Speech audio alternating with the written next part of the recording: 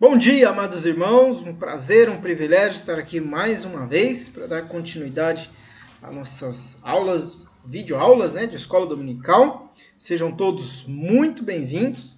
Vamos prosseguir aí com o nosso assunto, que está aí na sua tela, escatologia, a doutrina das últimas coisas. Agradeço muito a Deus, mais uma semana abençoada. Espero que Ele tenha abençoado você também, como nós temos visto, nosso Deus sempre nos guardando, nos protegendo, sendo muito bom conosco nesses dias tão estranhos, tão difíceis que estamos aí enfrentando. E a nossa oração, que Ele nos ilumine na busca do conhecimento da Sua palavra, para que nós possamos conhecê-lo melhor, possamos servi-lo melhor, possamos ter uma vida realmente digna do sacrifício do nosso Senhor Jesus Cristo naquela cruz por nós. Bom, vamos continuar. E antes da gente entrar no assunto, quero lembrar os irmãos que nós estamos pegando firme aí na memorização dos versículos. Não sei se os irmãos estão aí se empenhando em buscar memorizar esse trecho de 1 Tessalonicenses, o capítulo 4, dos versos de 13 até o 18. Já memorizamos dois versículos, o 13 e o 14, e hoje vamos acrescentar mais um, que é o versículo 15. Tá bom? Não sei como que se os irmãos estão aí conseguindo. Eu vejo que tem um grupo, ainda que pequeno, mas fiel aí, que estão acompanhando as aulas, e eu dou graças a Deus por isso. E eu quero que os irmãos entendam a necessidade de memorizar, o valor de memorizar as escrituras. Nesse próprio texto, o apóstolo Paulo, ali no verso 18, no final, ele fala: portanto, consolai-vos uns aos outros com estas palavras. E no verso 13 ele também fala: não quero, porém, irmãos, que sejais ignorantes. Então, a importância de nós estarmos buscando o conhecimento para o nosso consolo, para nós termos uma palavra de consolo para os nossos familiares, os nossos irmãos em Cristo. Então muito importante estes versos, aliás, não só estes versos, como toda a palavra de Deus, irmãos?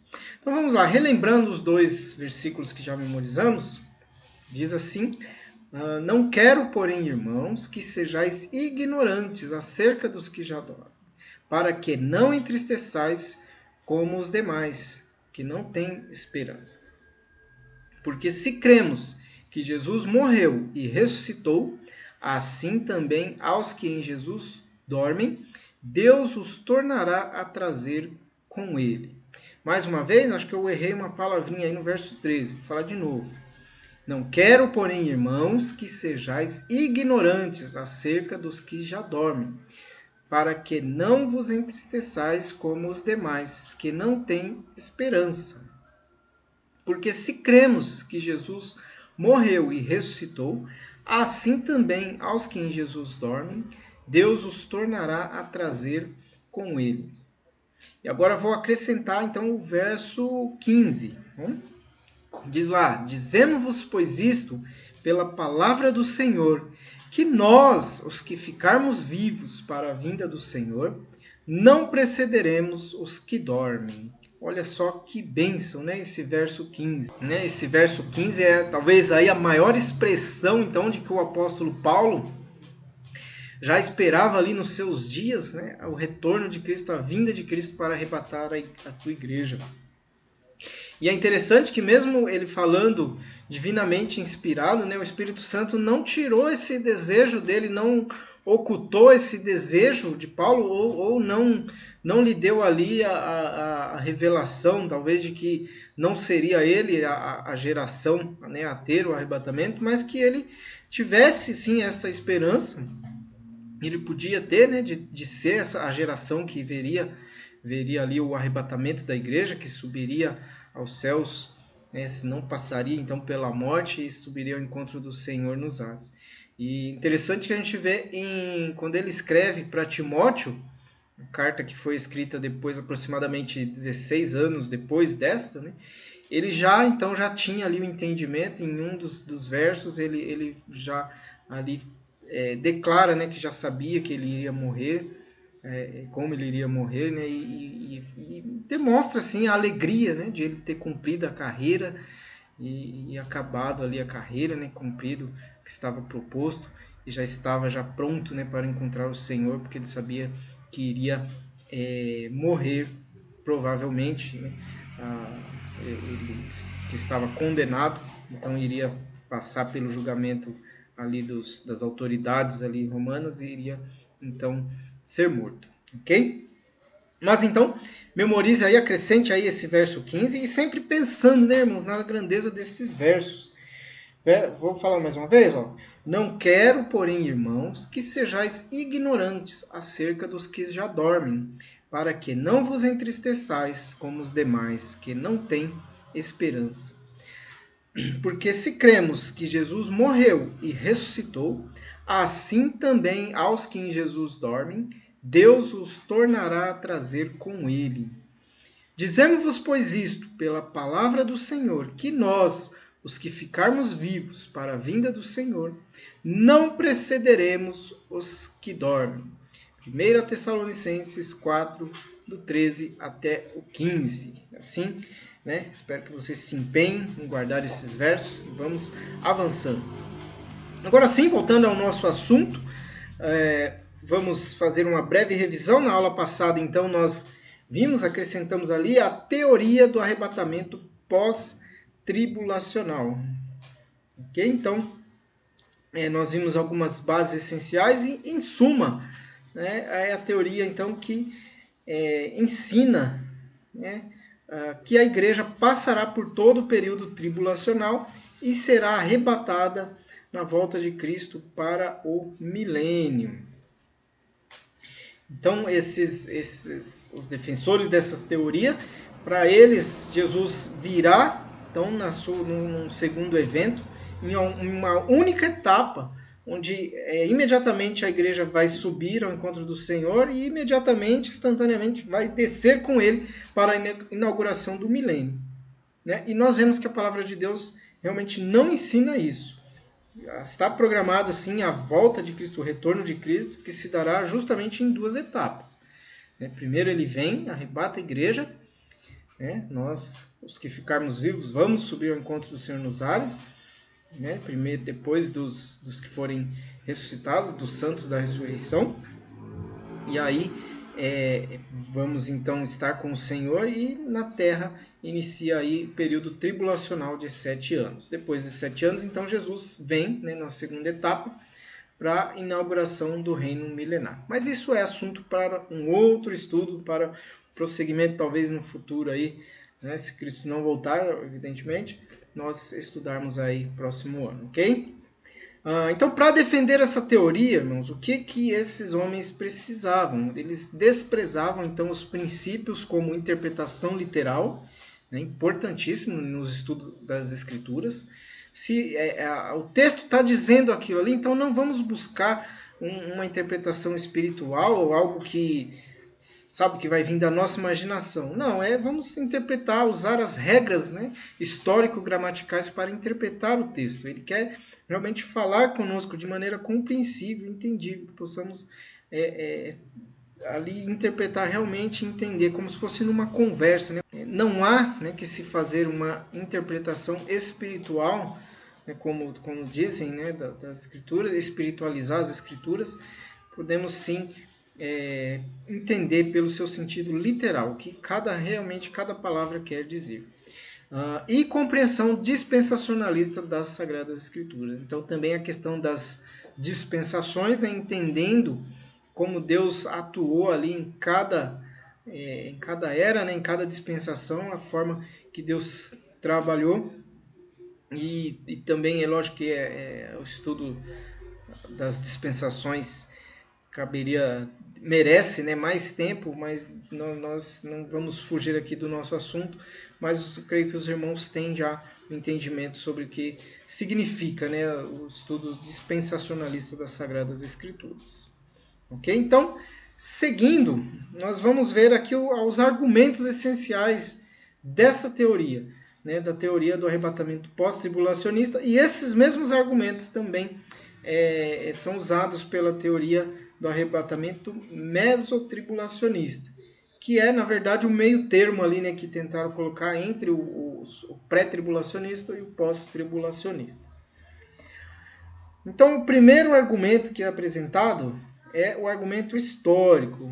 Vamos ver aqui. O segundo argumento é contra a iminência.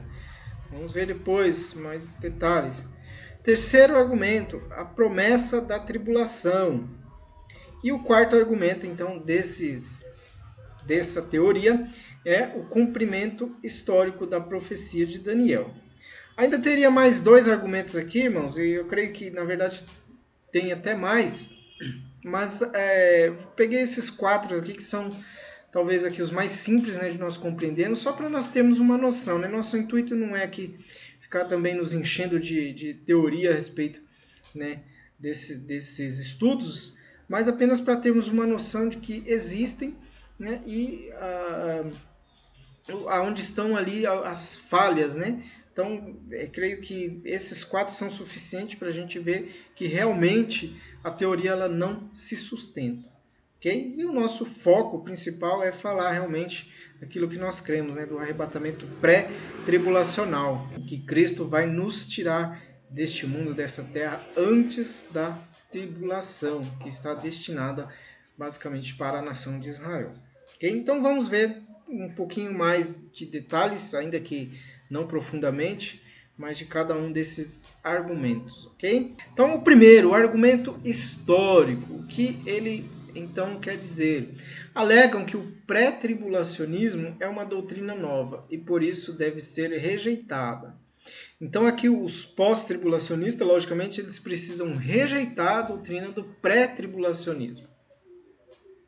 E a alegação aqui no argumento histórico deles é que no início da igreja ali não havia essa doutrina. Foi coisa que trouxeram aí mais recentemente, mais para o final aí dos últimos séculos aí, não estava presente na igreja primitiva. Por isso deve ser então rejeitado. Mas na verdade o que nós vemos, irmãos, é o seguinte: pode até ser que os estudos sobre o pré-tribulacionismo foram mais difundidos nos últimos séculos, porém vemos na Bíblia que a igreja primitiva vivia à luz desta bendita esperança. Vamos ler aqui, irmãos, os versos de Atos. Sei que é bem conhecido dos irmãos, mas eu vou ler, né, até mesmo para a gente utilizar bastante a palavra de Deus nos estudos, né? Porque às vezes eu passo batido falando muitas coisas e não leio a palavra. Vamos ler aqui, do 44 até o 47. E todos os que criam estavam juntos e tinham tudo em comum. E vendiam suas propriedades e bens, e repartiam com todos, segundo cada um havia de mistério. E perseverando unânimes todos os dias no templo, e partindo o pão em casa, comiam juntos com alegria e singeleza de coração, louvando a Deus e caindo na graça de todo o povo. Todos os dias acrescentava o Senhor à igreja aqueles que se haviam de salvar. Irmãos, então a gente vê aqui um comportamento, né, da igreja que apontava para essa crença, né, para essa esperança, essa bendita esperança deles, né, acerca do arrebatamento, né, acerca de serem arrebatados ali, de não esperar nada de 7 anos de tribulação para depois serem arrebatados. E evidentemente, né, havia outras questões na época, ali no início da igreja, que eram talvez mais importantes, e por isso não se houve assim tantos estudos como houve nos últimos séculos aí, para difundir aí a doutrina do pré-tribulacionismo, né? Então prevalecia o pós-tribulacionista, que foi introduzido ali por alguns estudiosos nos períodos iniciais ali da igreja, mas com certeza a igreja tinha essa convicção, né? Não era realmente um estudo, uma teoria que não se encaixava com esse comportamento da igreja ali, de que realmente esperava o arrebatamento a qualquer momento, o arrebatamento antes da tribulação, um arrebatamento onde não precisaria de mais nenhum sinal. O sinal foi Jesus, né, subindo ao céu e prometendo que voltaria, então a partir dali, em qualquer momento, ele poderia vir buscar a sua igreja. E esse desprendimento, né, desses irmãos aqui, nós vemos que eles, verso 45, ó, vendiam suas propriedades e bens, né, inclusive, depois Paulo precisou até fazer uma pequena correção, né, justamente na igreja de Tessalonicenses, que tinha alguns que tinham até desistido de tudo, né, não queriam nem trabalhar porque achavam que ia ser ali arrebatado a qualquer momento, então Paulo faz ali uma correção, os irmãos conhecem o texto, mas era esse, né, o comportamento. Segundo, vamos ver o segundo, então, é o argumento contra a iminência, também está bem ligado ali, né, esse texto que nós acabamos de ler, e essa teoria pós-tribulacionista e a mesotribulacionista, né, que crê que a igreja passa pela metade da tribulação, eles têm realmente que se posicionar contra a iminência.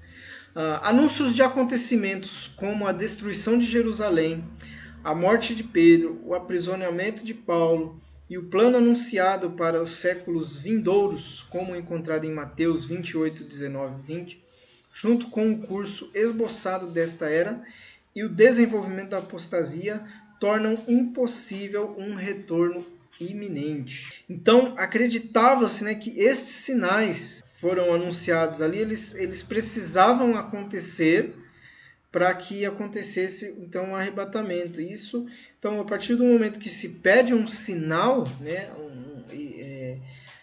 acaba com a doutrina da iminência, né? A volta iminente de Cristo é ensinada nas Sagradas Escrituras.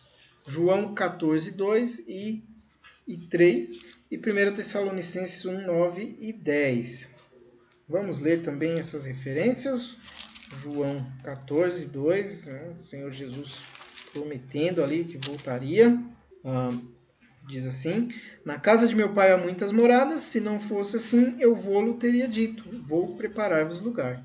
E quando eu for e vos preparar lugar, virei outra vez e vos levarei para mim mesmo, para que onde eu estiver, estejais vós também. Então o Senhor Jesus prometendo, né, que iria, mas que voltaria para levar a tua igreja, para que estivéssemos, né, com o Senhor. Também 1 Tessalonicenses, capítulo 1, versos 9 e 10. Porque eles mesmos anunciam de nós qual a entrada que tivemos para convosco, e como dos ídolos vos convertestes a Deus para servir o Deus vivo e verdadeiro, e esperar dos céus o seu Filho, a quem ressuscitou dentre os mortos, a saber, Jesus, que nos livra da ira futura. Né? Evidentemente, falando aqui a ira futura, né, da tribulação. E falando que Jesus nos livra, então, dessa ira futura. Então, ensinando, né, já que para esses irmãos, que Cristo poderia voltar ali a qualquer momento. E não há, né, sinais para acontecer, para que essa volta, essa vinda de Cristo para o arrebatamento precise se consolidar em sinais para que Cristo volte. Não há mais nada, né, irmãos? Ele pode voltar a qualquer momento. Maranata. Né? Número 3. A promessa da tribulação. Muito bem, nesse item aqui, irmãos, existem algumas passagens, tem aqui várias referências, né? Deixa eu pegar aqui, acho que eu vou ler essa de Marcos. Vamos ler aqui, Marcos 13, de 9 a 13. Exatamente essa que eu queria ler para os irmãos, que ela é bem impactante. Mas são passagens como Lucas 23, do 27 a 31, Mateus 24, do 9 a 11, e Marcos 13, de 9 a 13, que eu vou ler logo em seguida, que são dirigidas a Israel e lhe prometem tribulação. São usadas para provar que a igreja passará pelo período de tribulação. Então, essas passagens, irmãos, elas são Jesus dirigindo-se à nação de Israel, que está previsto para a nação de Israel, mas os pós-tribulacionistas pegam estas passagens e aplicam à igreja. E fazendo isso, o estrago é grande, né, na questão da doutrina, não só para a doutrina do arrebatamento pré-tribulacionista, né? Mas também para a questão até da salvação, né? Da perda de salvação que alguns ensinam que existe e não é verdade, né? Coloca em jogo a segurança, na verdade, da salvação.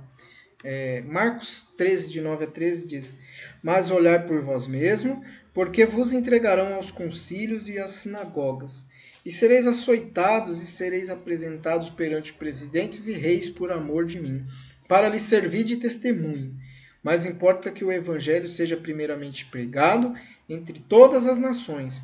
Quando, pois, vos conduzirem e vos entregarem, não estejais ansiosos de antemão pelo que às vezes dizer, nem premeditareis, mas o que vos for dado naquela hora, isso falai. Porque não sois vós o que falais, mas o Espírito Santo. Só abrir um parênteses aqui, né? No verso 10 aqui, provavelmente é que tiram a ideia, né, de que Jesus não voltou ainda porque o evangelho não foi pregado aí a todas as nações. O que não é verdade, né, irmãos? O evangelho tem sido pregado e certamente isso aqui não constitui um sinal, tá? Para a vinda de Cristo para arrebatar a igreja. Prosseguindo aqui, verso 12.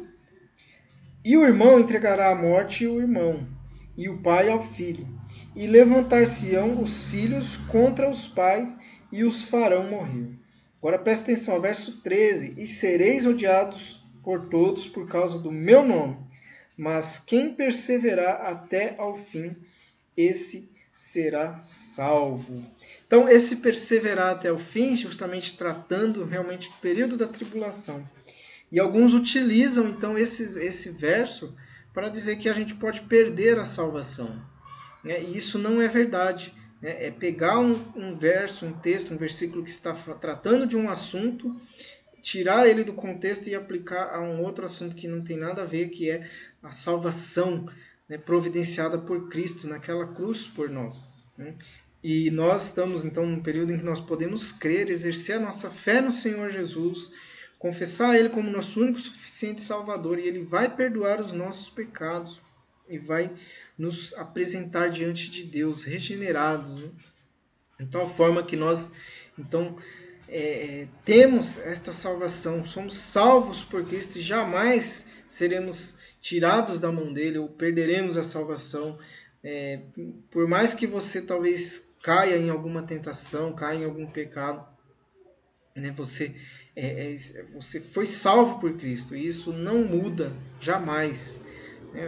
Foi um presente. Fomos salvos pela graça de Deus. E da mesma forma que nós não podemos fazer nada para ser salvo, fomos salvos pela graça de Deus por meio da fé, né? Diz lá Efésios 2, 8 e 9, isto não vem de vós, é dons de Deus, não vem das obras para que ninguém se glorie. Então não podemos fazer nada, irmãos, para ser salvo, a não ser depositar a nossa fé, crer no Senhor Jesus Cristo como Salvador. E também não podemos fazer nada para perder a salvação, não há como, não tem como. Né? É impossível. Então foi isso que Deus nos prometeu, que Deus realmente nos deu uma salvação eterna, garantida pelo sangue de Cristo, naquela cruz por nós, né? O selo do Espírito Santo que está em nós. E assim temos realmente a salvação verdadeira em Cristo, que jamais será perdida. Okay? Só para esclarecer, então, aqui esse verso, mas são versos, irmãos, são passagens, assim como as demais, irmãos podem ler aí, Lucas e Mateus, que são dirigidas a Israel. Né? E a gente tem, como já falei, repetir mais uma vez, né? Sendo repetitivo aqui, mas para que fique bem fixado na nossa mente. Israel é Israel e igreja é igreja. Né? Deus vai retomar o seu plano com Israel. No momento, ele está tratando com a igreja. Ok? Vamos para o nosso quarto e último. Sim, só complementando aqui, né? Então é o plano de Deus para Israel. Assim, a igreja tem passado por tribulação ao longo da história. E realmente isso não é diferente. Quando se fala então de tribulação, né, referindo-se na Bíblia, falando de tribulação, referindo-se à igreja, nós vemos que é algo que acontece ao longo da história, desde que ela foi instituída pelo Senhor Jesus. Né, o próprio Senhor Jesus, o seu instituidor, sofreu tribulação, depois os apóstolos, os discípulos, e ao longo da história, né, o quanto a igreja sofreu aí na Idade Média, o quanto a igreja tem sofrido, né, na presente era. É claro que é um sofrimento bem diferente. E sabe de uma coisa, irmãos? Até estava vendo um defensor aí do mesotribulacionista. Ele falava que a igreja teria que passar pela tribulação, pelo período tribulacional, porque senão Deus estaria sendo injusto com a igreja primitiva, né, por tantas tribulações que ele passaram, e aí a igreja, né, do futuro, a igreja que talvez sejamos nós, né, aí a geração, não iria passar pela tribulação, e aí Deus então estaria sendo injusto. Mas não é verdade, não é assim que Deus trabalha, né? Se nós formos querer aplicar nossa justiça, né, comparar a justiça de Deus com a nossa justiça, a gente é, não funciona, irmãos, não dá certo. Mas realmente a justiça de Deus é diferente do nosso senso tão limitado, né, de justiça. Romanos 12:12 também é um dos textos. Na verdade, corrige aí, irmãos, é 2 Tessalonicenses 1:4, tá? Não é 2:4 não. Aqui no slide eu coloquei 2:4, mas é 1:4, tá bom? Diz assim: de maneira que nós mesmos nos gloriamos de vós nas igrejas de Deus por causa da vossa paciência e fé, e em todas as vossas perseguições e aflições que suportais. Então, Paulo falando aqui, né, testemunhando do sofrimento desses irmãos de Tessalônica. Interessante, né, que os irmãos sabem, né, a igreja de Tessalonicenses estavam sofrendo grandes tribulações, perseguições ali. E Paulo utiliza justamente o que? A bem-aventurada esperança, né, de estar com Cristo e de ser livre, né, da ira futura, e que aqueles que atribulavam iriam passar tribulações. Vamos ler aqui também o verso 6. Ó. Se de fato é justo diante de Deus que dê em paga tribulação aos que vos atribulam. E a vós que sois atribulados, descanso conosco, quando se manifestar o Senhor Jesus desde o céu, com os anjos do seu poder. Então, a tribulação aqui que Paulo se refere no início, falando de coisas que eles estavam enfrentando, dificuldades que a igreja estava enfrentando naquele período, e o que Paulo usa de consolo é que a grande tribulação, né, as grandes aflições que estariam por vir ainda com a grande tribulação, a igreja então estaria ali já liberta, né, já não passaria por aquele sofrimento. Né? Se fosse pós-tribulacional, né, o arrebatamento da igreja, então como que Paulo iria utilizar? Né? Ele provavelmente iria falar, estão sofrendo agora, mas pode se preparar que vai ficar pior ainda. Né? E não é isso que ele faz. Né? Ele fala justamente, usa, né, essas palavras, né, de que poderiam ser arrebatadas a qualquer momento, para consolo dos irmãos ali que estavam sofrendo. Prosseguindo, nosso quarto e último, então, argumento aqui, aliás, nosso não, né, argumento dos pós-tribulacionistas, é acerca do cumprimento histórico da profecia de Daniel.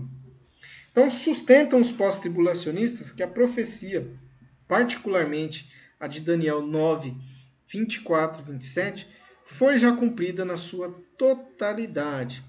Então, a profecia de Daniel 9, 24 até 27, os irmãos sabem que é a questão das 70 semanas de Daniel.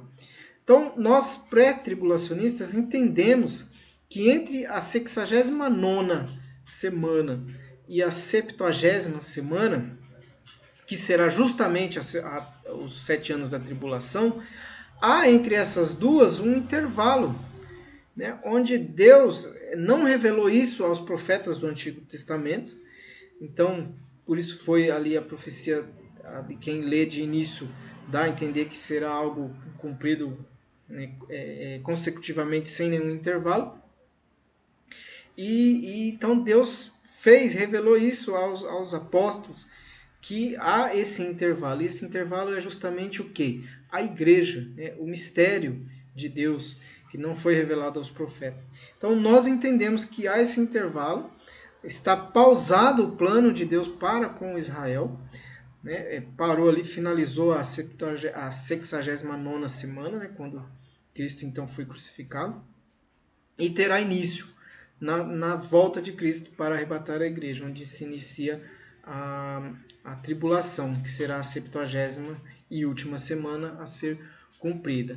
Então nós entendemos que a profecia não foi totalmente cumprida. E o argumento então aí que eles pós-tribulacionista coloca é que dividir a profecia dessa maneira vai enfraquecer o entendimento, vai enfraquecer a palavra de Deus, mas a gente já falou isso até como uma das regras, né, dos requisitos básicos para se compreender a escatologia, justamente entender que algumas profecias tiveram seu cumprimento no passado e tem ainda uma parte a ser cumprida. Isso é plenamente possível, é plenamente aceitável dentro de uma interpretação literal das Escrituras e também dispensacionalista. Ok? É interessante notar que o Senhor, no grande trecho escatológico que lida com o futuro de Israel, está lá em Mateus 24 e 25, trechos até que nós já citamos, né, nos slides anteriores, fala de um futuro cumprimento da profecia de Daniel depois de sua morte. Vamos ler então Mateus 24:15, que dá para a gente compreender isso, que é bem claro ali o Senhor Jesus falando. Né? 24:15. Quando, pois, virdes que a abominação da desolação, de que falou o profeta Daniel, está no lugar santo, quem lê, entenda. Então, o Senhor Jesus falando aqui das previsões que tinha, né, para Israel, e ele cita aqui, então, essa profecia de Daniel, falando que quando, pois, vir a acontecer, e aí ele dá ali os mais detalhes. Então, certamente, né, ainda há que se cumprir a 70ª semana de Daniel, ela não foi cumprida. E há algo interessante também. Toda a primeira parte das 69 semanas foram cumpridas integralmente e literalmente. E para a 70ª semana não se acha, né, nenhum indício de que isso foi cumprido. E é justamente porque ainda será cumprido integralmente e literalmente quando então se iniciar, quando a igreja for arrebatada e se iniciar aí o período tribulacional. Amém, meus amados? Terminamos aqui. Né? Espero que os irmãos tenham conseguido aí aprender pelo menos um pouco. Né? Eu sei que o estudo é bem raso, né? Bem superficial ali. É um estudo de escola dominical, não é o nosso intuito ficar também aprofundando muito. Mas creio que tem servido, né, para o nosso aprimoramento, para nós crescermos no conhecimento de Deus. E lembrando, né, você que ainda não conheceu a Cristo como Salvador de sua vida, confesse o Senhor Jesus como seu único e suficiente Salvador. E aí você pode então ter essa bendita esperança, né, de se morrer, se dormir, vai, né, estar com o Senhor e ressurgir naquele grande dia, né, do arrebatamento. Se estiver aqui para o arrebatamento, subirá, então será transformado a encontrar o Senhor nos ares. Vamos relembrar nossos versículos mais uma vez? Não quero, porém, irmãos, que sejais ignorantes acerca dos que já dormem, para que não vos entristeçais como os demais que não têm esperança. Porque se cremos que Jesus morreu e ressuscitou, assim também aos que em Jesus dormem, Deus os tornará a trazer com ele. Dizemos-vos, pois, isto, pela palavra do Senhor, que nós, os que ficarmos vivos para a vinda do Senhor, não precederemos os que dormem. 1 Tessalonicenses 4, de 13 até o 15, é o que falamos aqui. Memorize, né, vá ali aprimorando, acrescentando e tente, assim, uma dica, né, tente imaginar, né, esses eventos narrados nesses 3 versículos, você vai com certeza memorizar muito mais fácil. Deus abençoe a todos, bons estudos, até a próxima aula, então, onde vamos agora iniciar a doutrina do arrebatamento pré-tribulacional, e aí vamos ficar aí até o final do ano falando, né, trazendo mais detalhes acerca, então, da grande doutrina, né, do arrebatamento pré-tribulacional. Tenham todos um ótimo dia, debaixo das graças do nosso Deus.